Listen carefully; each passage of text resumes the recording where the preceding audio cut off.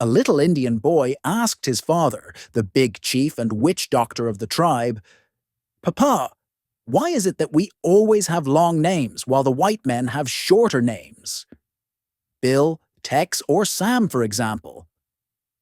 His father replied, "Look, son, our names represent a symbol, a sign, or a poem for our culture, not like the white men, who live all together and repeat their names from generation to generation. Also, it is part of our makeup that, despite everything, we survive. For example, your sister's name is Small Romantic Moon, over the lake, because on the night she was born, there was a beautiful moon reflected in the lake. Then there's your brother, Big White Horse of the Prairies, because he was born on a day that the big white horse who gallops over the prairies of the world appeared near our camp and is a symbol of our capacity to live and the life force of our people.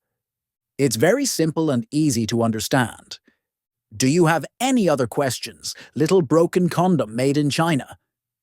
A wife came home late one night and quietly opened the door to her bedroom.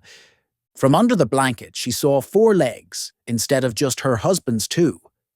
She reached for a baseball bat and started hitting the blanket as hard as she could. Once she was done, she went into the kitchen to have a drink. As she entered, she saw her husband there, reading a magazine. He said, "Hi, darling, your parents have come to visit us."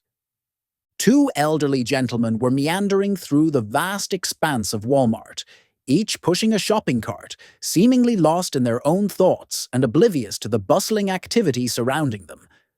The store was teeming with shoppers, carts whizzing by, and announcements echoing overhead.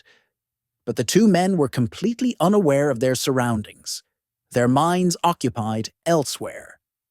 As fate would have it, their paths eventually crossed in one of the crowded aisles, and their carts collided with a loud clatter, jolting them out of their reverie. The first old man, somewhat startled by the unexpected impact, looked up and said to the second gentleman, his voice apologetic, "Oh, I'm terribly sorry about that. I guess I wasn't paying attention to where I was going. You see, I'm searching for my wife, and I've been quite preoccupied with trying to find her." The second old man, chuckling slightly at the shared predicament, replied, "Well, what a coincidence. I happen to be looking for my wife as well. She seems to have disappeared among the aisles, and I'm starting to get a bit desperate myself." The first old man, eager to help and perhaps find his own wife in the process, said, "Well, perhaps we can assist each other in finding our respective spouses. If you don't mind me asking, what does your wife look like? Maybe I've seen her." The second old man pondered for a moment, stroking his chin thoughtfully, before responding, "Well, my dear wife is 27 years old, quite tall with flowing blonde hair and sparkling blue eyes. She has long, shapely legs, a rather ample bosom, and she's wearing the tiniest pair of shorts you've ever seen. How about your wife? What does she look like?"